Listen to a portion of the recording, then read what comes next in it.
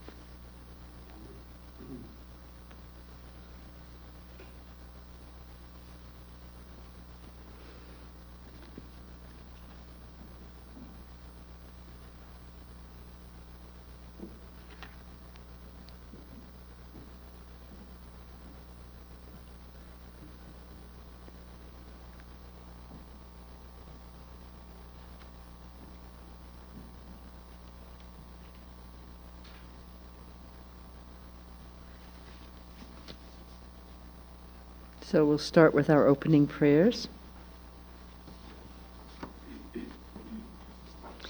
And since this is the last time in this particular retreat that we'll be doing the opening prayers, I'm going to say something about some of them.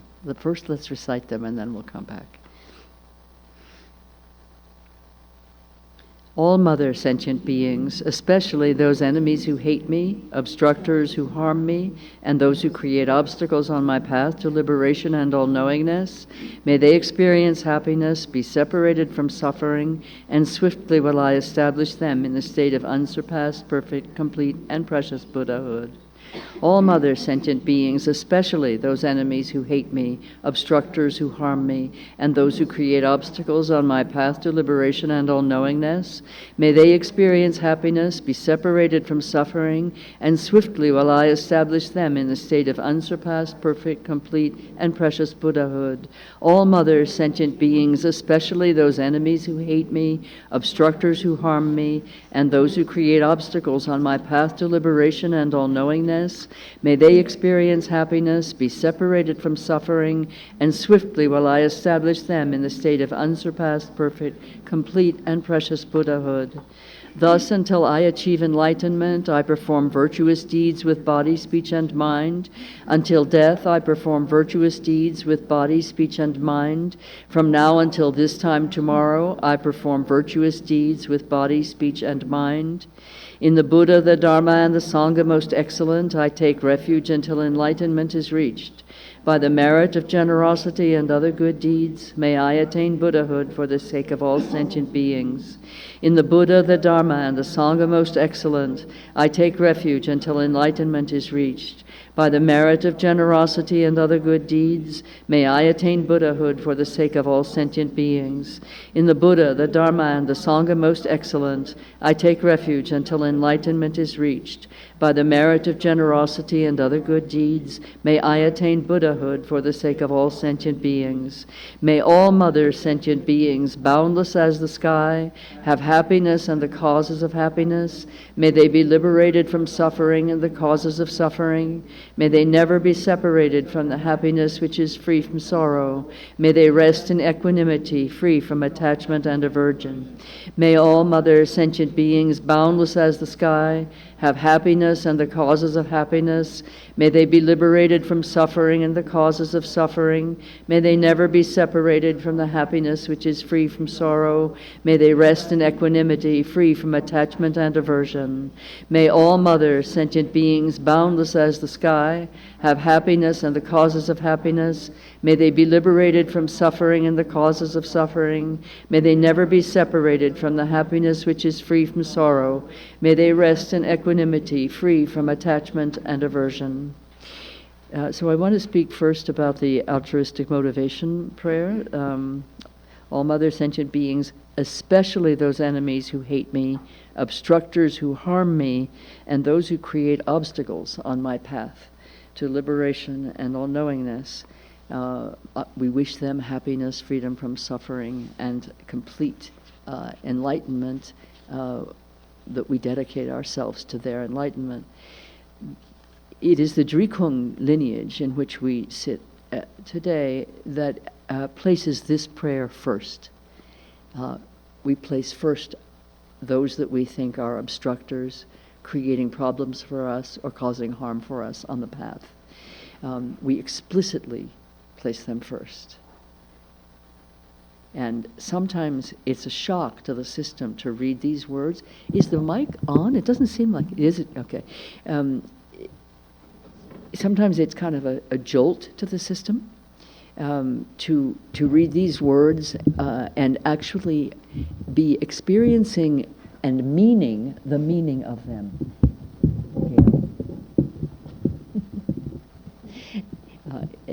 Actually experiencing the meaning of them, and therefore intending that meaning, so that one is consciously choosing to make this dedication of one's life and life force and speech and hearing and bodily activities, and especially one's mind, meaning heart as well, that our loving devotion is very easy to experience with the Lama.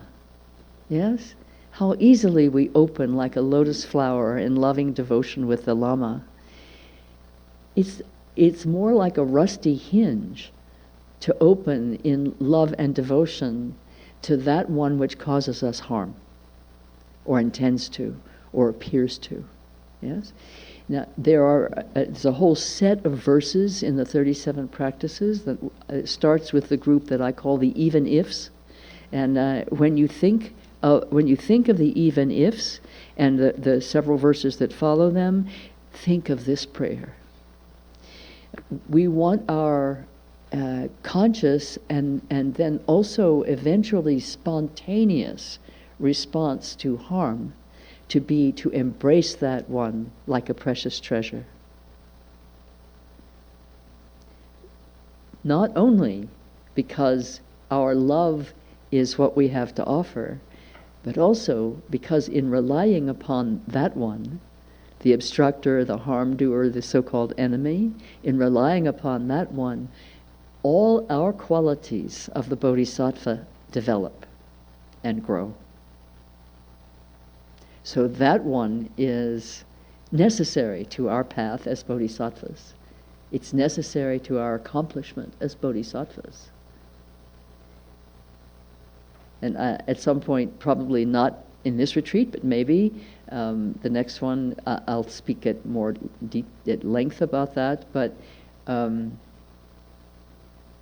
this is an example of the way the Buddha Dharma turns conventional mind on its head.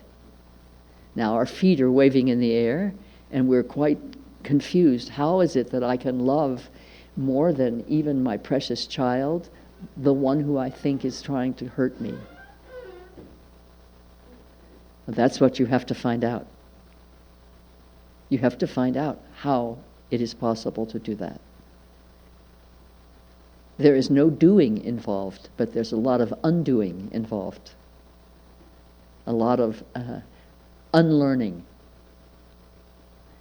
Learning how not to hate. Learning how not to disdain. Learning how not to make a separation between yourself and the one who wants to make a separation with you.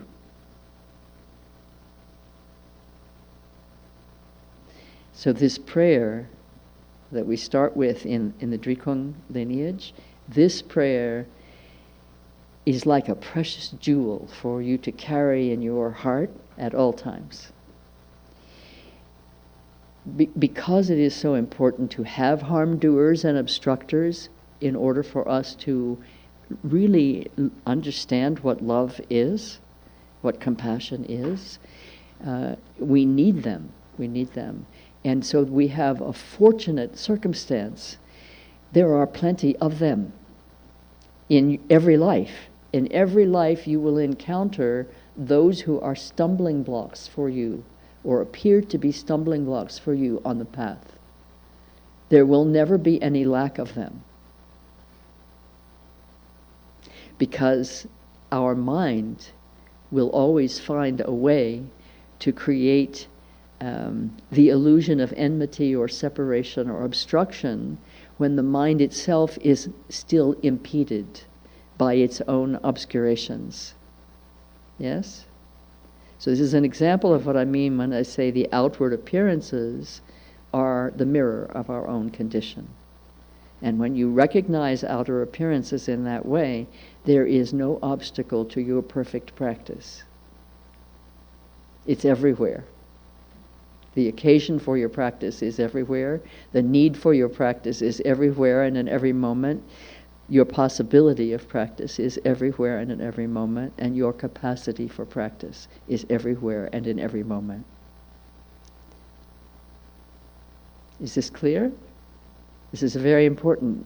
This is very important. That's why it's first. And in the lineage in which I first took refuge, the Nyingma lineage, in the refuge tree, the actual physical picture of the refuge tree and the visualization that one is given to do in taking refuge, you're bowing and taking refuge to the entire tree of refuge, all the objects of refuge, the Buddha, the gurus, all the lamas, and all the protector deities, and so on. And when you're bowing down and making your prostration to take refuge, you have a visualization of all sentient beings in front of you, bowing with you simultaneously. And then it's more detailed. There's more details. This is the Nyingma refuge visualization. And so all sentient beings, immeasurable and boundless and inconceivable, are in front of you. They're all taking refuge and going to attain enlightenment before you. So you place them there. They're closer to the refuge tree than you are. Right? And out front, among all sentient beings, are all your obstructors, enemies, and harm doers. They go first. And you know the Bodhisattva, there are described to be 3 kinds of Bodhisattva motivations. The first is the king, who says, I must attain enlightenment so that I can then bring enlightenment to all. That's the motivation of the king. Then there's the ship captain. I must carefully and perfectly captain this ship so that we may all attain enlightenment together, all come into safe harbor at the same time. And then there's the shepherd who says, let all my flock go first. That's the mind of the shepherd, this prayer. Yes? Okay? May I? Is it a question that needs to happen now, or may I take questions later? Okay. Make a note for yourself if there's something that you want to be sure I come to. Okay? Thank you. All right. Then the next prayer that I want to comment on is the one on page 2, the first prayer on page 2. Gail, can you hear me okay? Gail? Can you hear me okay? And can you see my lips okay? Good. All right. So thus until I achieve enlightenment, I perform virtuous deeds with body, speech, and mind. Until death, I perform virtuous deeds with body, speech, and mind. From now until this time tomorrow, I perform virtuous deeds with body, speech, and mind. Doesn't that roll mellifluously off the tongue? It really has a lovely flow. Well, if you really look at what this prayer is saying and what we are promising and committing to when we recite this prayer, look at the first one. Until I achieve enlightenment, I will do everything I can to benefit and liberate all sentient beings, right? I find that really easy to make a commitment to, until I attain enlightenment. That is so abstract. It requires almost nothing of me except to kind of continue to live, if possible, you know? It's really abstract. It's kind of, like the phrase, all sentient beings. Oh, it's so easy to say. But the one that's sitting right in front of me who wants to, you know, it's much more challenging. Okay, so that's where it's easy. The bigger goal is easy to say, not easy to fulfill, but here's how we fulfill it. The next one, until death, I perform virtuous deeds with body, speech, and mind. Okay, this is finite. Death is in front of you at every moment of your life, yes? And as the closer death comes, the closer you think you are to death, the more urgent it becomes. And you were speaking about that earlier, you know? You have the sense of, oh, maybe time is shorter than I thought it was. I really better get on the job here. Yes. And of course, you never know when that time is going to come.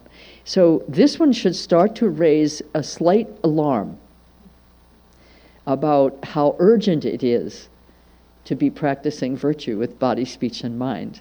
Practicing virtue really means being of benefit to beings and to the world in which beings live, because we co-create that world together. So the virtue is not just saying nice things and reading good books and doing good deeds. The virtue is deeply to cultivate bodhicitta, the love that knows no limits whatsoever, and for whom the enemy is the most precious child. Yeah? So if you think, I must do this until I die, then what you should be thinking next is, I must do this before I die, while I'm dying, and as I die. And I must do this now. Okay? So that's a little upgrade to the urgency. Now, take a look at the last one. From now until this time tomorrow, unbroken, continuous, unstinting, unlimited, uninterrupted, I shall perform virtuous deeds with body, speech, and mind. Nothing else but virtuous deeds with body, speech, and mind. So now it's not only more urgent, it's actually pressing. It's actually demanding that right now, in this very instant, and in the very next instant, and in the instant after that, we hold first in our heart and in our intention the well-being of all. When I come to this last line, I think, I'm about to make an expostulation, so I don't want the microphone to be too close to my mouth.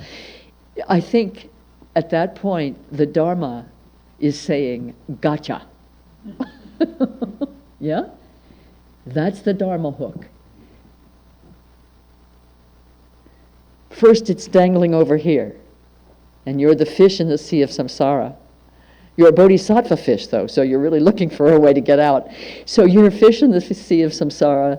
The Dharma hook, which is the hook of the Lama's compassion, the Buddha's great compassion, the Dharma hook is over here.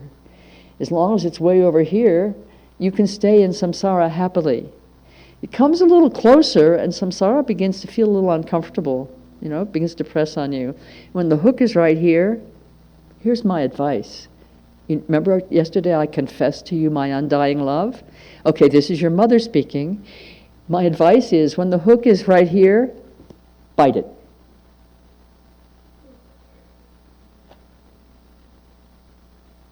Take the hook.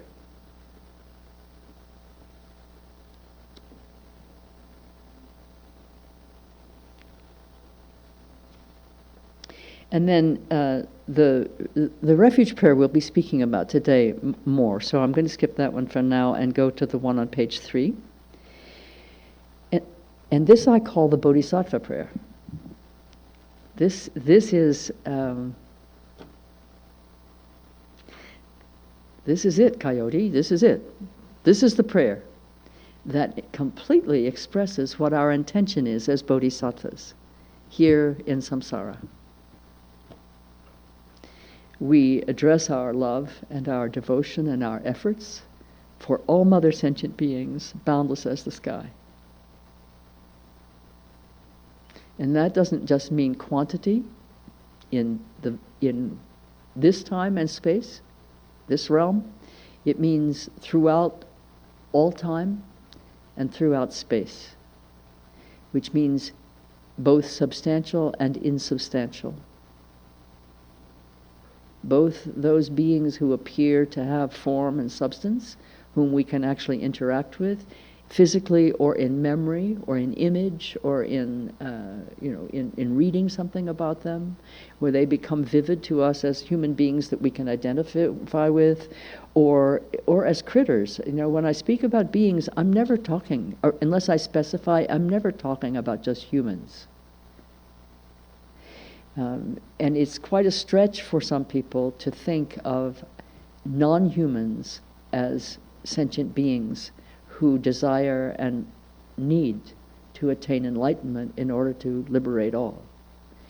A bodhisattva can take any form that is needed by any sentient being or any circumstance. On a hot day in the desert, it might be a cool breeze that is your bodhisattva that day. Right?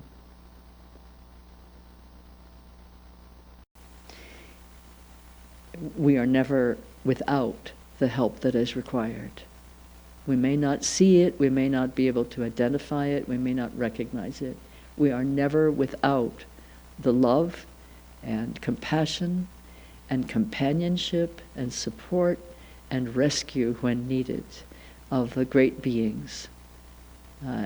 It could be the little spider. One time, some years ago, I turned on the burner of my gas stove, and one of the little black house spiders came running out. And it reminded me, I don't know how many of you are old enough to remember this, but it reminded me of the picture that was taken in Vietnam of a little girl who had been napalmed, the napalm bomb, and she was running and her skin was falling off as she was, do you remember? And her mouth was open with a shriek, do you remember? So the little spider was running like that, and my response was to the little girl and the spider, to all beings like that. We're running from harm, we're running from danger, we're running from pain and anguish, we're running from confusion, and we are each other's benefactors. And so that little one was the reminder for me that day of the truth of all sentient beings, meaning all sentient beings. All sentient beings. The little ant, the spider, the alligator who broke into the house of a woman in Florida a couple days ago. 11-foot alligator was in her kitchen. She came downstairs and there was the alligator. Life is really unpredictable. And then it hasn't happened this time, but often when I'm sitting here in this way with you, there's a fly trying to get into my mouth. And I think that's a being who has been close to Dharma before and recognizes Dharma and wants to come to the source of Dharma. Well, he really should come here, but I'm at the moment, the one who's talking, so that this mouth was open and Dharma was coming out. And it's happened over many years that there's a fly in that way.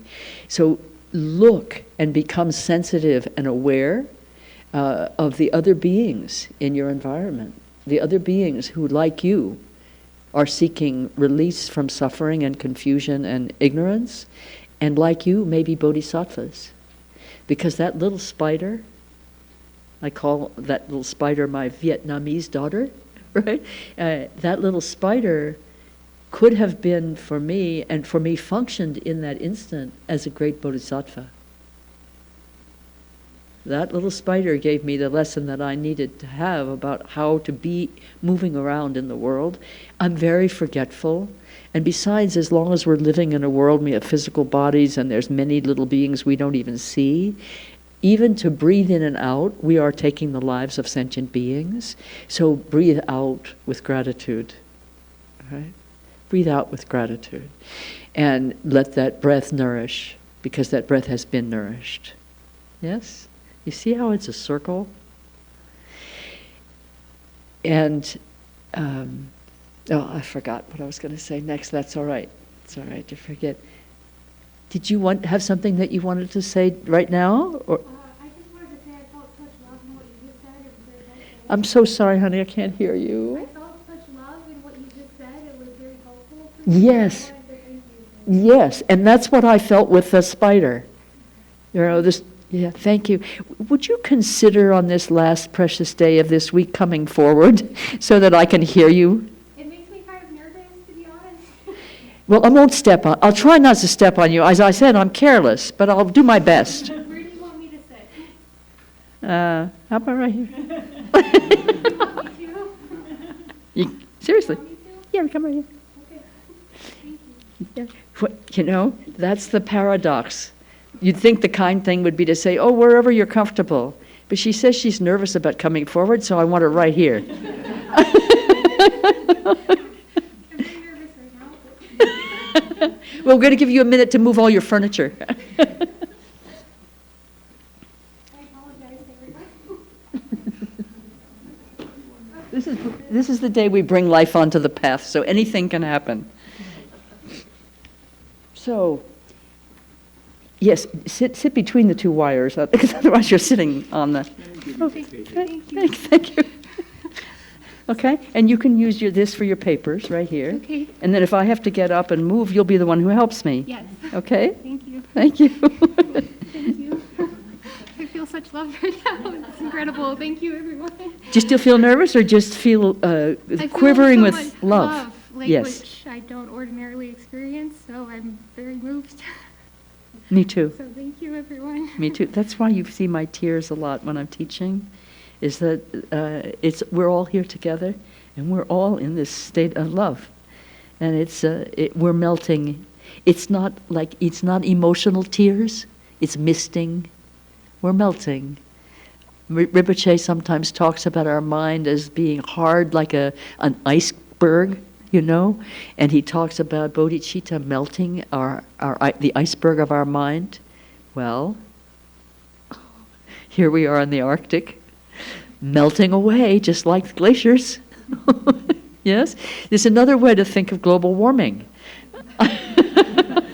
Seriously, we can think of bodhicitta as a global warming. Let us warm our world with bodhicitta, yes?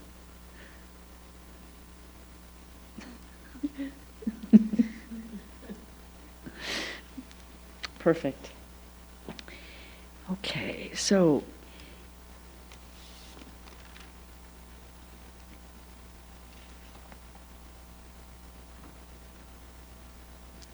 we're going to talk about refuge this morning, but before we do, I want to loop back to yesterday for a moment. Yesterday afternoon.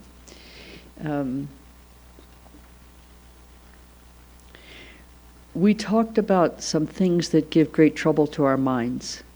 Yes? I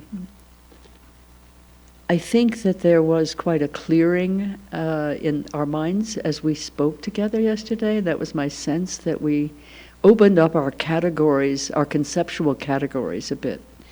And we relaxed the stiffness of our ways of thinking about the things that we were discussing yesterday afternoon. And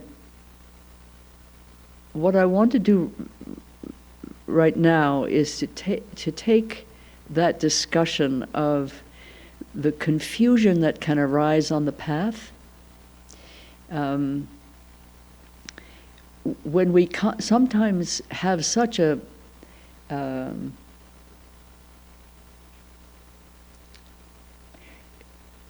most of the time, probably, it would be safe to say that we are caught in our enmeshment, our entanglement with materiality. It's not just that we identify as this or that as a sentient being, it's that we identify with materiality itself. We identify, we think that that is the nature of reality. Well, it's the nature of our experienced and perceived reality, yes. But it's not all of what's happening, and I think we all know this, but it's not easy to live forth that knowledge. We don't always live that knowledge, that what we see is, we can call it an iceberg, but it's a little tip of an iceberg, yes? There's great depths of suffering beyond what we can imagine, and there's great depths of wisdom beyond what we can imagine. Both are true. And the expanse of freedom that our heart longs for and that we give the name enlightenment to, or awakening, or liberation, that expanse is our true nature. We're not looking for something that we are not. We're looking to realize that which we already are. And so we speak in the Dharma of purification, of purifying what prevents us from being all of what we are, which is to say, we need to purify that which prevents us momentarily. It's temporary and it's light because it's insubstantial.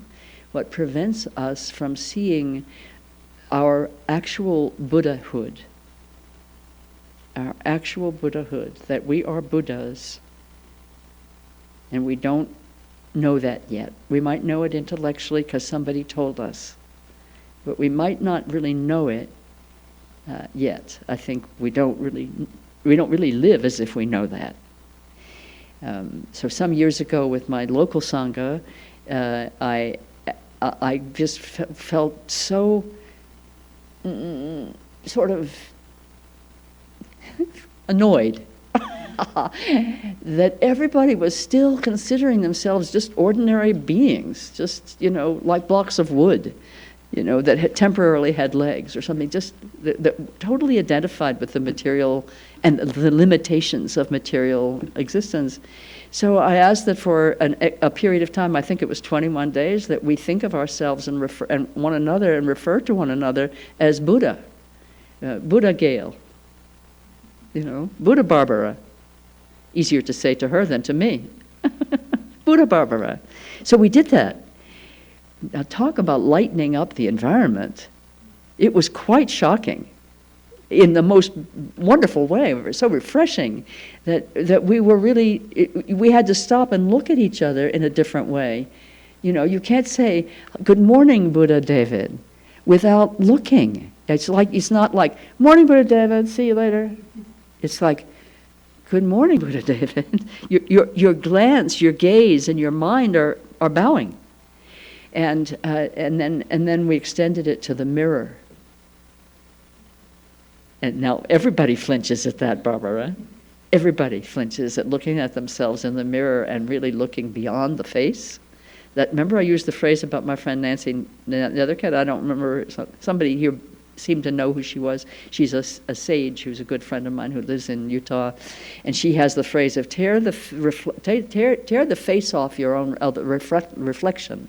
Tear the face off your reflection, and then you see beyond the face. So you can practice in the mirror, with the mirror, first thing in the morning. You can pee first if you need to, but first thing in the morning, you go to the mirror, and you look in the mirror. And you look through the face. You look to see the being. And it's very helpful to greet yourself in the mirror with a bow. "Good morning, Buddha Barbara." It's very helpful. Very helpful. I was going someplace else with this, and let me just catch the hook of my mind here if I can. What did I start with? Where's my amanuensis? Where did I start with? What was I talking about before I went to this thing about the Sangha? Oh, you're all mesmerized, or else you're sound asleep. Buddha, before Buddha David came among us in his flowing robes. To be all purified? Purify. Thank you. And you're the one who can't hear, right? Okay, great. Right. So, in purification, what we mean by purification, it's not like scrubbing a dirty pot. We're talking about purify our minds, yes? But it's not like it's dirty, although sometimes we use words like that, like in the recitation that we gave yesterday, it spoke of the filthy, what did it call, what was the phrase? The filthy, say it again?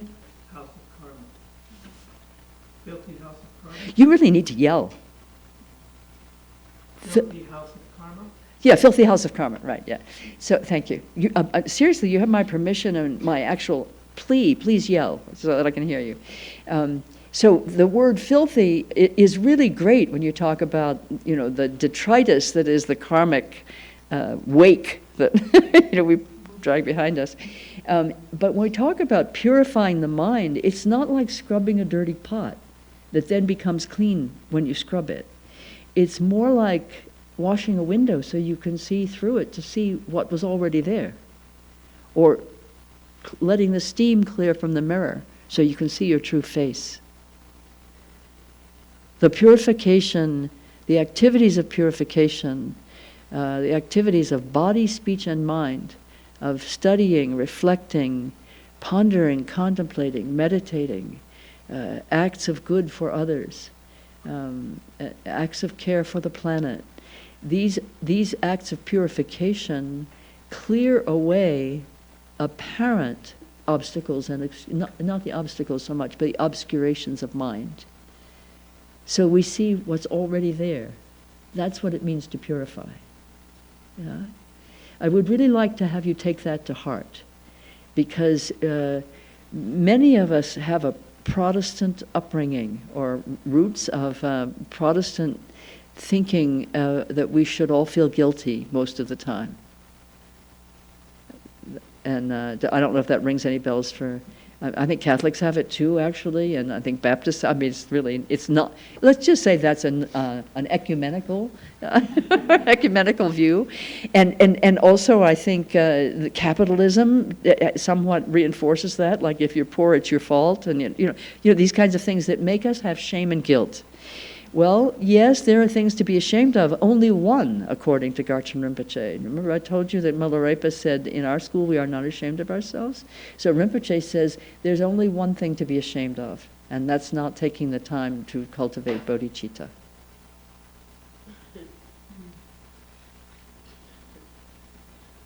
So, and even there, as you cultivate bodhicitta, your shame is going to dissipate rapidly. Something about seeing that we're all in this together is not shame-inducing. Right? So I want to speak about purification at a different level now, and this is not a Dharma teaching. Specifically, this comes from a different lineage.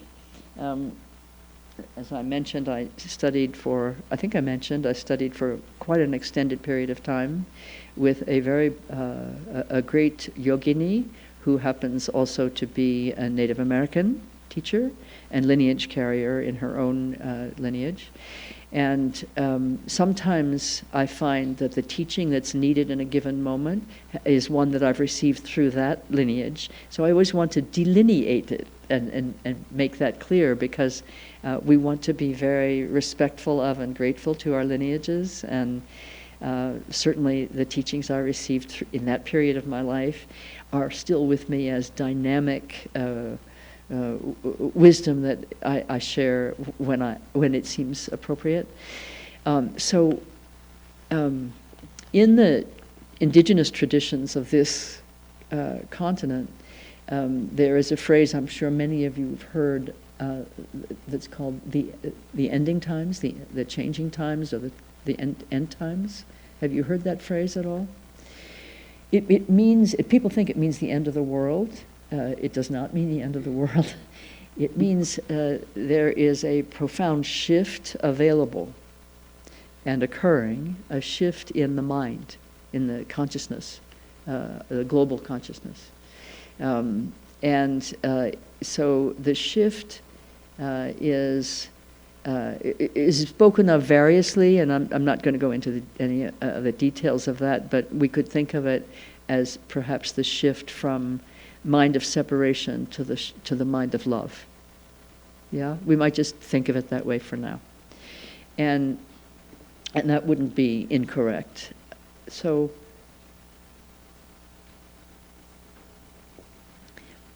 this teacher used to quote or to share with us the wisdom of the elders of her lineage and of some of the other indigenous lineages. And one time she said this.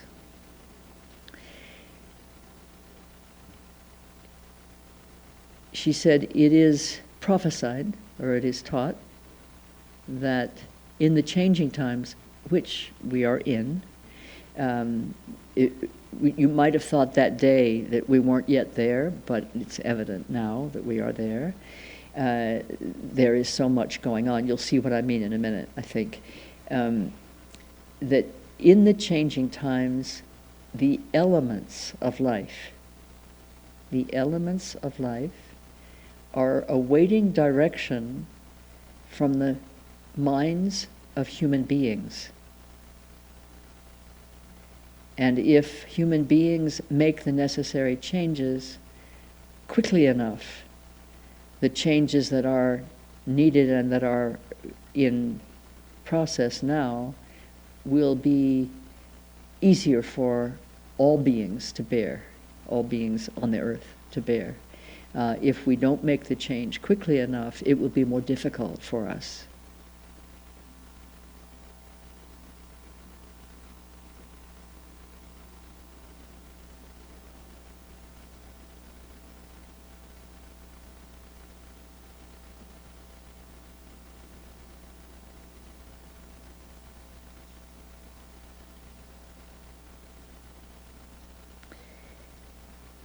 So,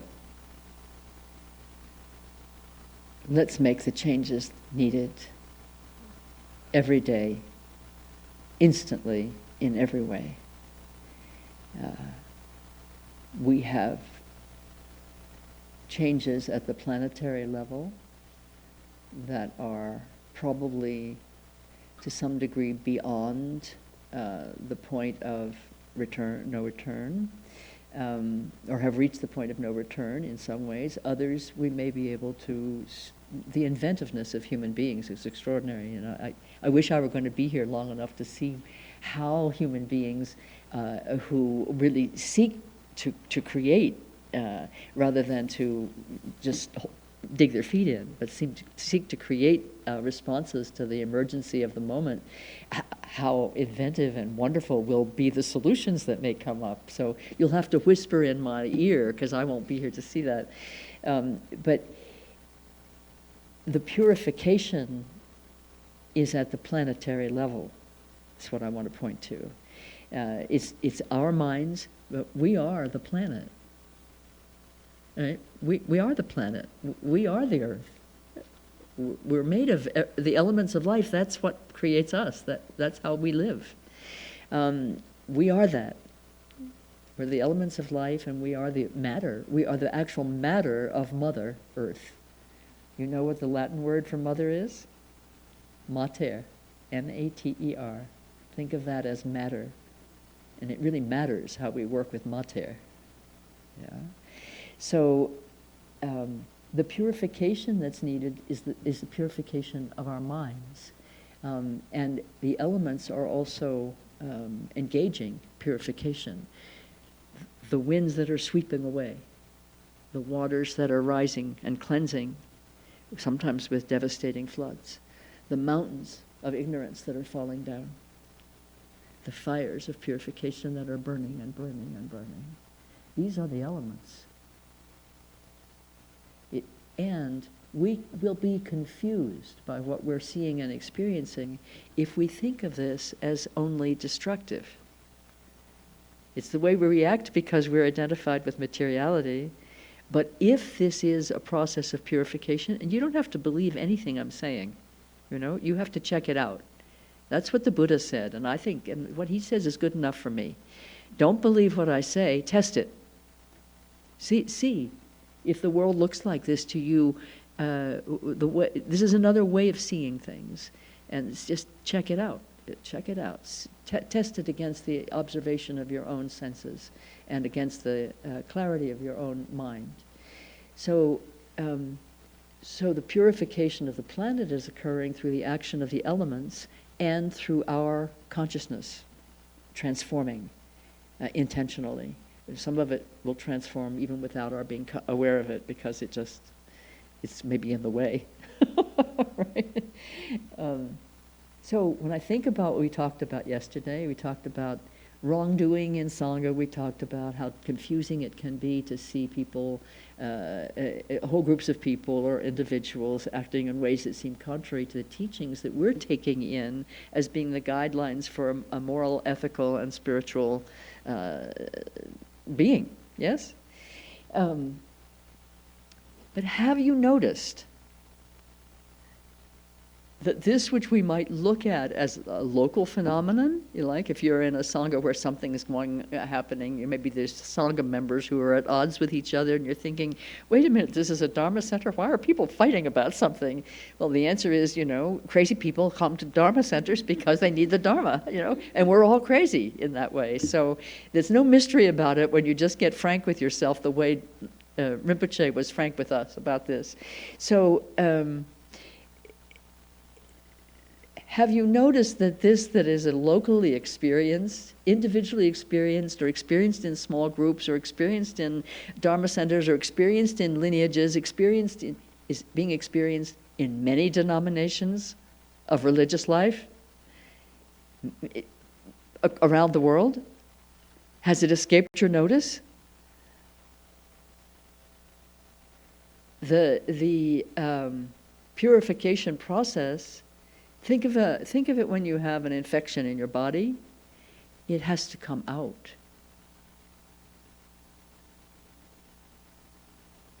It has to rise to the surface. It has to be seen. And even if it's not coming out in pus from your hand having a hole that the infection's draining through, and it's an internal infection, it has to be seen on the microscope for the doctors to know how to treat it.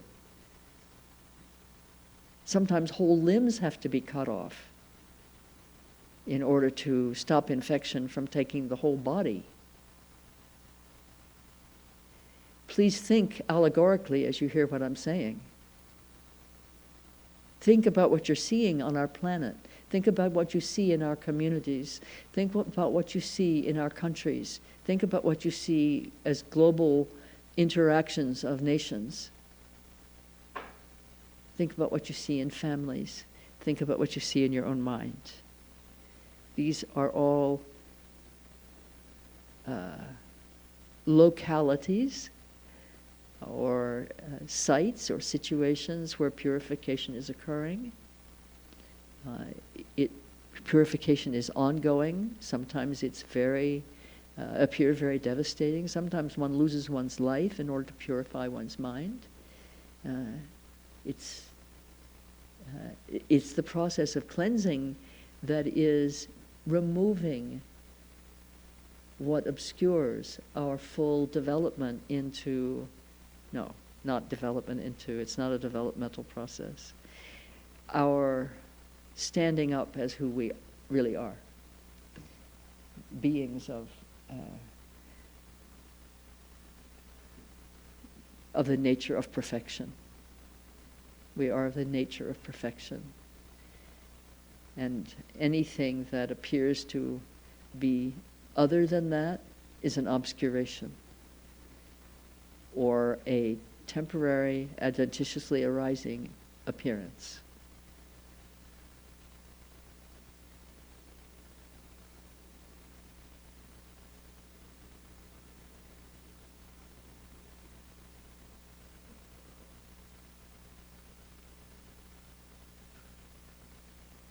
Sometimes it is very challenging to hold that perspective.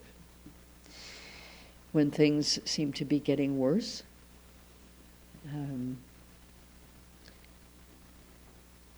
that's the realm of appearances. We don't necessarily know what's happening at the levels that we can't touch and see and feel. But we can hold in our minds the recognition that we don't see the whole picture. That's very helpful. And we talked about that was one of the ways we spoke about what we were talking about yesterday, that we don't really see the whole picture. And then we are freer to be with, simply to be with what is arising and what is appearing without quite as much confusion. When you recognize you don't see the whole puzzle, the whole big secret, the great mystery, the big secret, when you recognize that it is mysterious, we don't see how all the parts fit together or how they come apart, we don't see what runs the engine and so on, then you sometimes just have to be with, without knowing. But what you can rely on in that moment is, as I spoke of one of the days that we were together. Hello, Abba. Hi. We can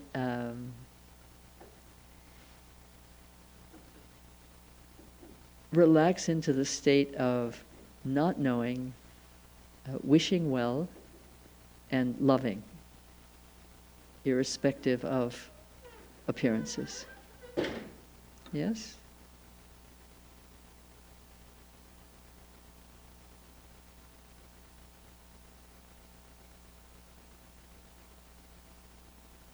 In other words, we take refuge in what we know to be true.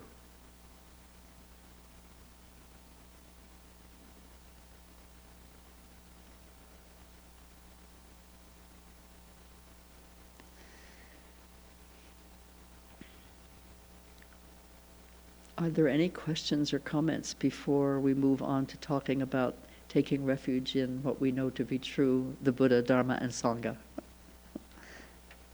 Yes? I was when you started, we were talking about, for lack of another word, to make amends to someone whom we find to be difficult. Okay, I'm sorry, I didn't quite follow. We were talking about making amends. To people whom we find to be difficult. Making amends for finding them difficult? Yeah, we want to make amends to someone, and they basically Oh, I see. don't want anything I to see. do with it. Okay. How do we react to that? Don't react. Walk away? No, No. I'm pausing. Don't react.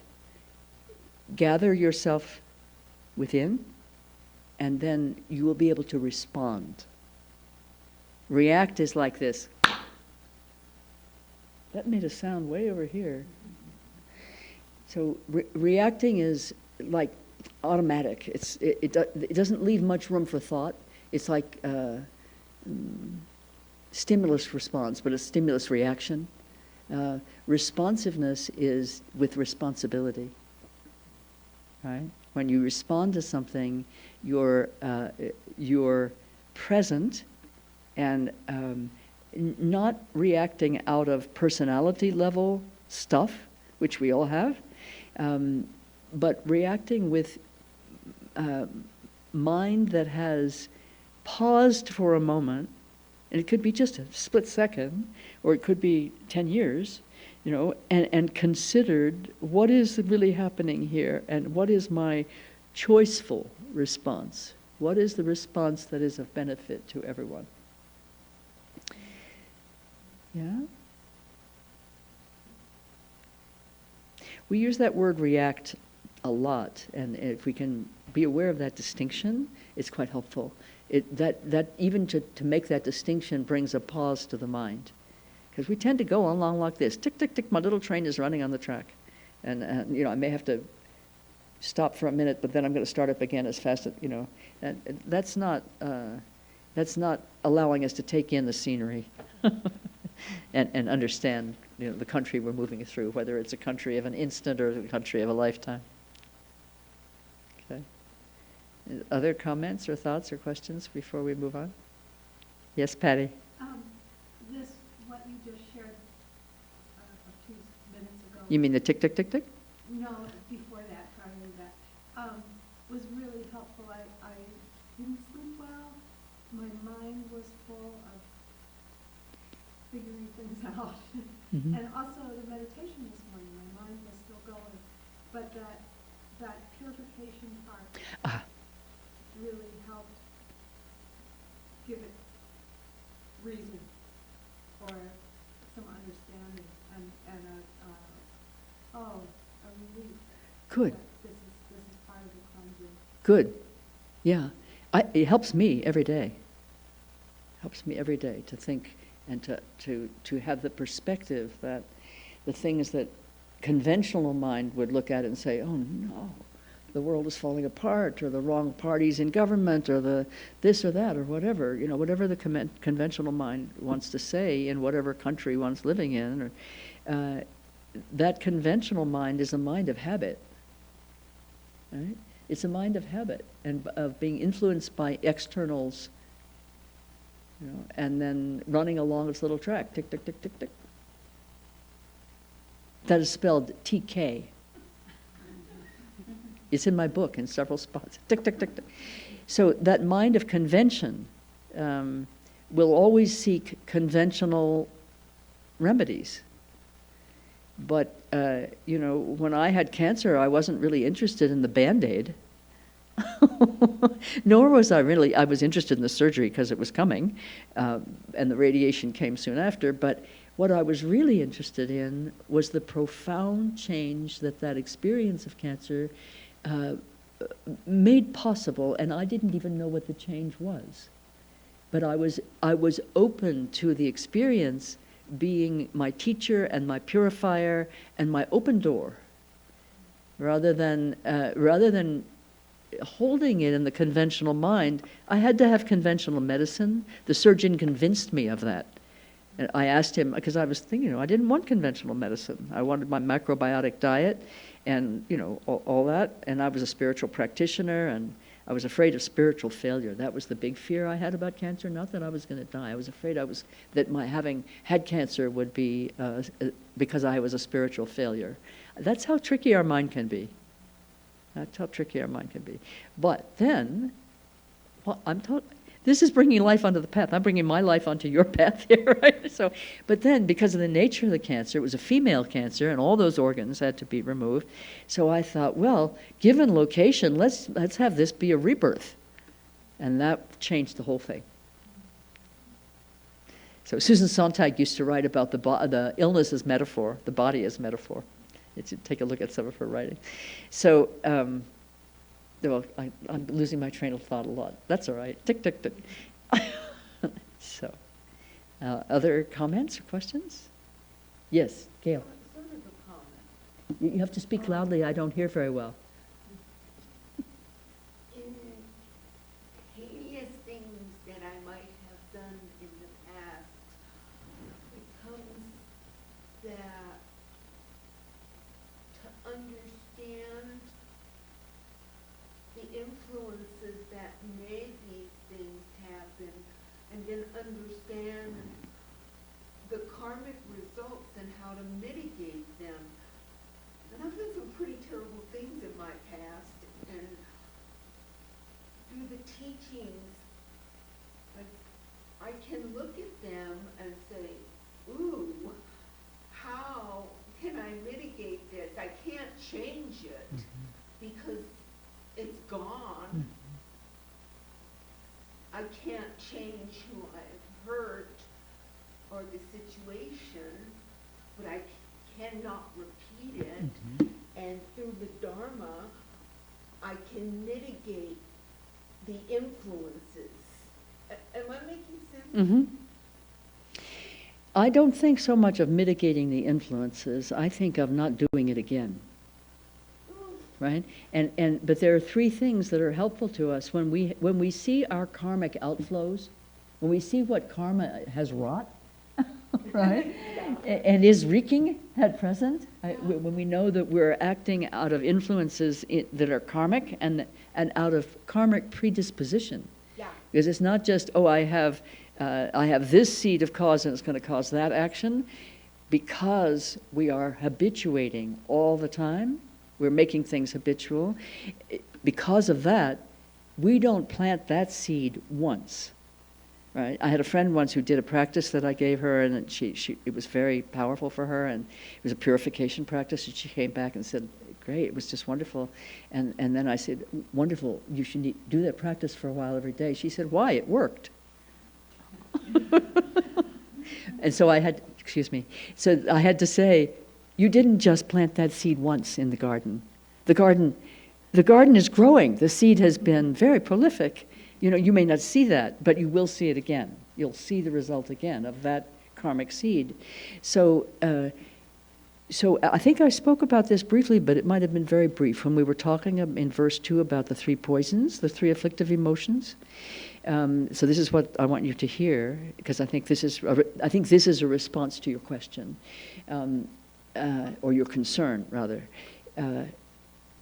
When we see the circumstances and experiences of our lives, they show us what they are the karmic. They are the expression of karmic result, right? Whether it's interior experience or exterior appearance. So whatever arises, remember Rinpoche says, you will never experience anything for which you have not made a seed of cause. Yes? We must remember this. You will never experience anything. Nothing will ever happen to you that you haven't set a cause for. Nothing.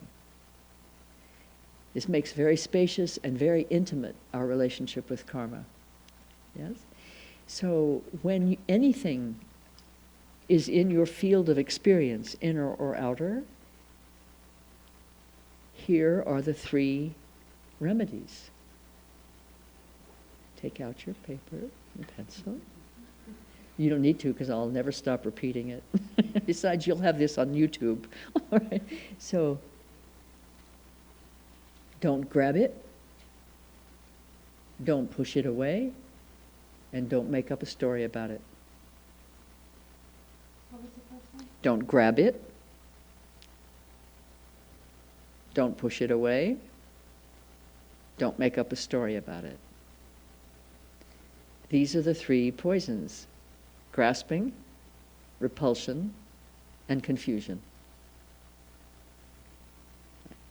So rather than thinking of mitigating the effects, because actually they will go on until they have exhausted themselves as karma. Karmic appearance is the resolution of the karma.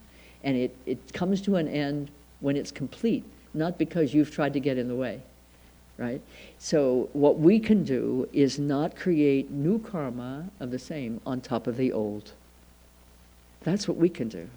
And that's enough. That's the stopping for a moment, not reacting. Because if you react, it's going to be one of those 3 reactions. It's going to be grasping, pushing away, or confounding. Right? It'll be one of those 3, passion, aggression, or ignorance. So instead, we pause. The pause can be a blink of an eye. Or it could be a year or 2. It could be a lifetime. That we pause, and then we gather within. We come to our center. That's the way some people describe it. We come to center. But I think of it as a gathering of consciousness, a gathering of energy. We gather ourselves within.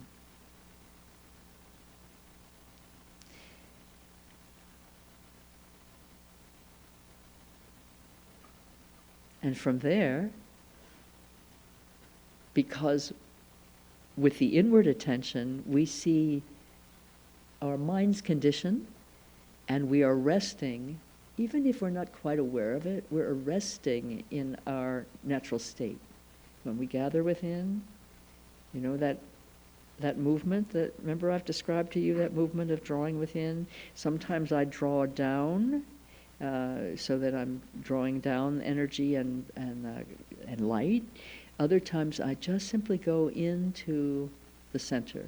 Now, some Vajrayana practitioners are aware that we speak of channels, subtle channels within in the body that never will show up on the X-ray, although sometimes I have a fantasy about it when I'm about to get an X-ray. I think, what are they going to see? That's ridiculous. But you can simply think of gathering, you don't even need to use the words yourself. Gathering within essence. Yeah? You're gathering consciousness and energy and awareness, drawing it within to the center of your being, which we can describe in so many different ways, but you can talk about it as center, you can talk about it as essence, yes? You can talk about it as central channel. The wisdom channel would be the channel we're talking about. So you can say, I'm drawing myself in to the wisdom channel, or to the wisdom center. And there you are at rest.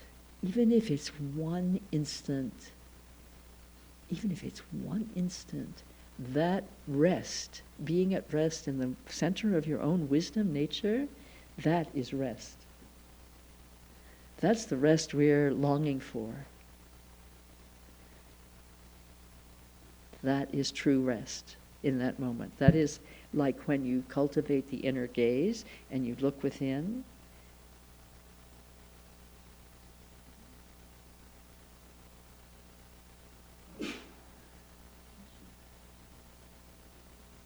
So what happens?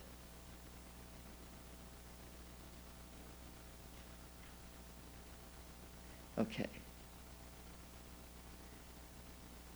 You'll need to do that and see what happens. So that is the way to work with karmic outflows. The other dimension of that you're speaking of, though, Gail, is that, I mentioned, I don't think you were here when I said this. But I said that Rinpoche at one point explained that with the most apparently negative experiences of our lives, we will never be able to know what their karmic causes are because they're way back. The worse it is, the farther back the cause, basically, was kind of the equation he was giving us as an explanatory, as an explanation. And that takes a lot of the pressure off to think that we have to start counting things and so on. It makes us understand that cause is insubstantial and yet permeating. And so what we work with is the information that the result shows us about the nature of the cause. If you want to explore, that's a good way to do that. So, for example, I have a tendency, some of you who know me a while may know this, I have a tendency towards harsh speech. I'm a very blunt person, which I don't think is a negative thing, but sometimes it comes out with a little edge and people sometimes are hurt. And maybe sometimes I'm intending to hurt. I mean, I'm not even looking at motivation there, but I have a tendency towards harsh speech. And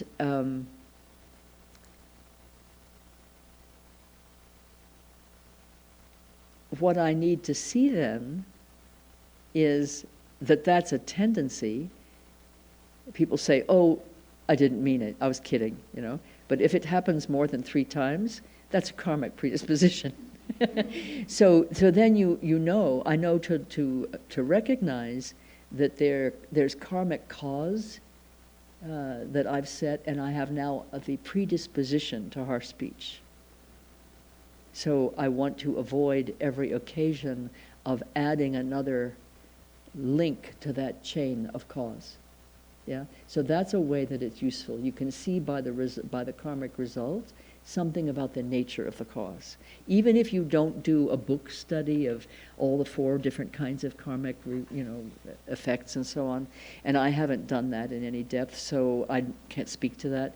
But this is about bringing our life onto the path. So this is a very workable way of learning from your karmic results.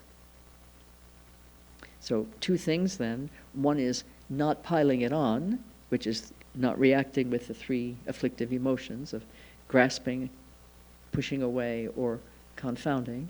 And the other is to learn from the nature of the result something about the nature of the cause.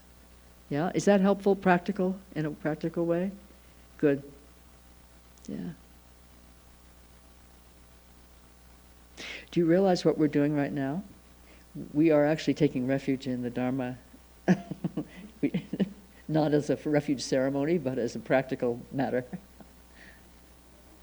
This is the meaning of taking refuge. Ultimately, is you take that, not ultimately, but relatively, is you take it literally. Take it literally. Okay, so shall we take our break now before we take refuge? I'm not actually going to offer the refuge ceremony in this retreat. And if there are people who do want to take refuge in the Buddha Dharma, that can be arranged. But that's not happening this weekend. So, would you like to take a bathroom break before we go further? Yeah. Good. Shall I ring the bell on your behalf? I'm not trying to be selfish. Well, when it comes to needing to go to the bathroom, selfishness is probably Okay. the way to go. Go to the bathroom for everybody. There are some who can't. I can take care of that. Is there anything I can help you with?